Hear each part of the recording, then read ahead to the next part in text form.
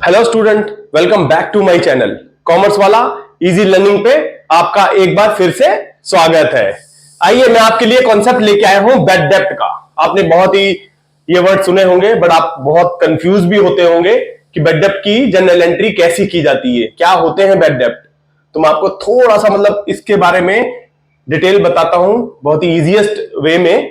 देखो बैड डेब्ट क्या होते हैं, सबसे पहले बैड डेब्ट को जानने के लिए हम डेब्ट को जानेंगे। क्या होता है डेब्ट? देखिए, एक बिजनेस में जिससे भी हमें पैसे लेने हैं, रिसीवेबल, हमें जो कलेक्ट करने हैं पैसे, रिसीवेबल, इसको एक टर्म्स है वो आप नोट कर लें, रिसीवेबल्स। इस टर्म्स को ध्यान रखें।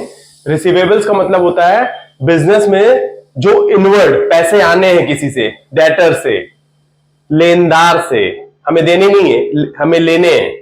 तो बिजनेस में जो हमारी इनकमिंग्स है, जो हम लेट्स से मैं एग्जांपल देता हूं आपको, हमने मिस्टर राम को सेल करा, sold goods to mister Ram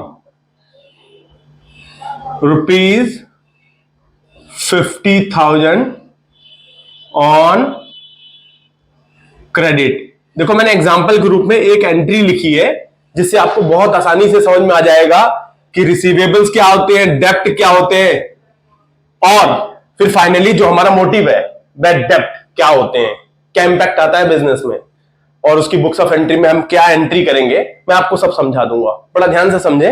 ये जो जनरल एंट्री आपको सबको पता है, बड़े इजी, आपने बहुत सारे क्वेश्चंस करे हैं जनरल एंट्री पे, तो आपको ये बहुत अच्छे से पता है कि क्रेडिट सेल में क्या होता है।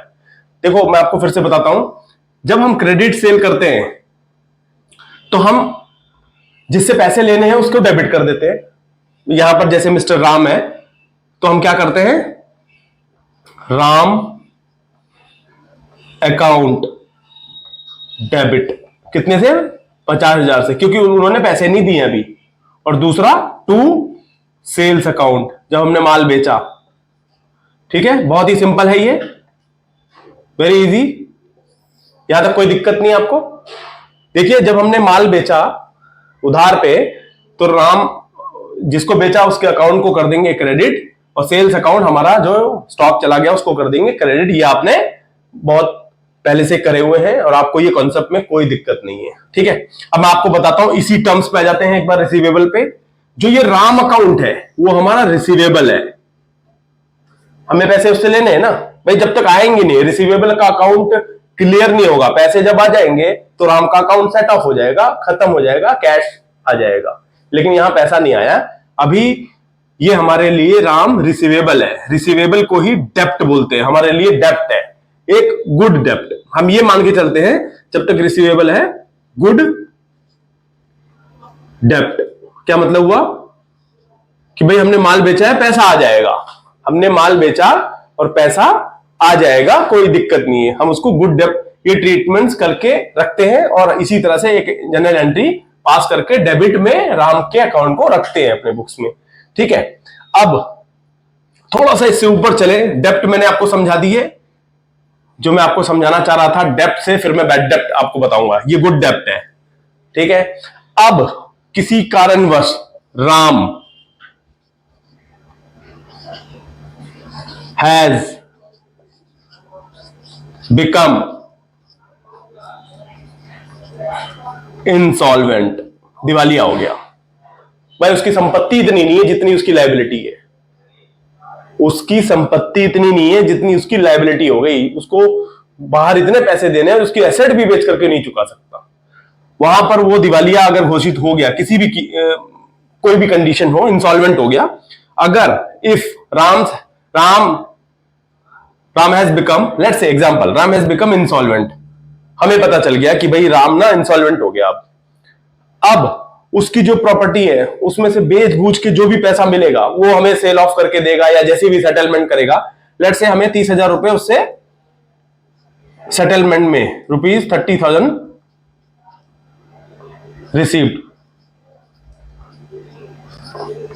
From Ram in in full settlement. मैं आपको इसलिए एग्जांपल बता रहा हूं, इससे बहुत ही आसानी होगी आपको बैड डेब्ट को समझने में, और उसकी जर्नल एंट्री भी आप आराम से कर पाएंगे। देखिए मैंने एग्जांपल दिया, 50,000 आराम से लेने थे, 30,000 रुपए उसकी संपत्ति से जब वो इंसॉल्वेंट हो गया, बिजनेस को पता चल गया कि हाँ वो अब इंसॉल्वेंट हो चुका है, उसके पास इतनी प्रॉपर्टीज नहीं है जो वो पैसा भी चुका पाए पूरा। अब उसने किसी तरीके से वहां से उसके रिप्रेजेंटेटिव से उसकी एसेट से उसने बेच बूझ के हमें 30,000 रुपए दे दिए, और आगे no more money will be recovered from Ram. मैं आपको समझा देता हूं, 30,000 रुपए आ गए, आगे no more money will be recovered from Ram. अब एक चवन्नी नहीं आएगा राम से, ये बिजनेस को पता चल गया है। तो क्या करेगा बिजनेसमैन, क्या राम के अकाउंट को 20,000 रुपए से डेबिट, क्योंकि भाई 30 तो आ गए, 30,000 तो कम हो जाएगा। राम का अकाउंट अगर देखेंगे तो बिजनेस में 30 आते ही राम का अकाउंट 20,000 से खड़ा रहेगा, स्टैंड करेगा डेबिट में एज ए रिसीवेबल गुड।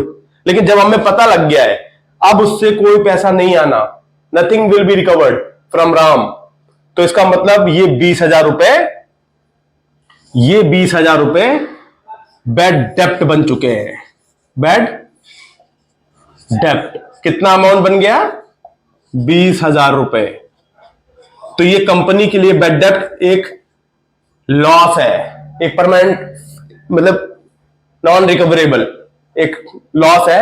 उसको अपने जैसे खर्चे को डेबिट करते हैं, रेंट को, रिपेयर पे, मेंटेनेंस पे, और कोई भी और खर्चा करते हैं बुक्स में, तो बैड डेप्ट के नाम को भी 20,000 रुपए से डेबिट करके एक्सपेंस ऑफ कर देंगे, राम के अकाउंट को क्लियर कर देंगे। क्योंकि जब हमें पता लग गया कि राम से अब कुछ पैसा नहीं आना है, तो राम का अकाउंट तो सेटल हो जाएगा, और बैड डेप्ट कंपनी की किताब में 20,000 रुपए खर्चे के रूप में डेबिट हो जाएगा। तो मैं अब इस कंसेप्चुअल से एक बैड डेप्ट की एंट्री आपको बता देता हूं कि कैसे करेंगे बैड डेप्ट की एंट्री। 20,000 रुपए जो राम से लेने थे अब नहीं आएंगे, हम उसको लिखेंगे, पहले 20,000 रुपए को लिख देंगे बैड डेप्ट अकाउंट डेबिट, कितना, 20,000 से टू राम, राम का अकाउंट 20,000 रुपए से क्रेडिट कर देंगे। भाई राम के अकाउंट को तो खत्म करना ही पड़ेगा, क्योंकि राम से अब पैसे नहीं आने हैं। इसी को समझें, इसी को, पूरे कंसेप्ट को समझें आप।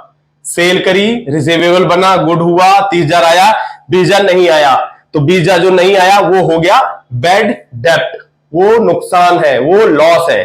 तो उस नुकसान को अकाउंट्स में नाम दिया गया है बैड डेप्ट। तो हम कर देंगे बैड डेप्ट अकाउंट डेबिट टू राम। मैं उम्मीद ये करता हूं आपको ये बैड डेप्ट का कॉन्सेप्ट बड़े अच्छे से समझ में आया होगा। कोई भी क्वेरी होगी, कोई भी क्वेश्चन होगा तो आप मुझे कमेंट करके पूछ सकते हैं। आगे आने वाली वीडियो के लिए मेरे चैनल को सब्सक्राइब करें और ज्यादा से ज्यादा लाइक शेयर भी करें। Thank you, thanks for watching.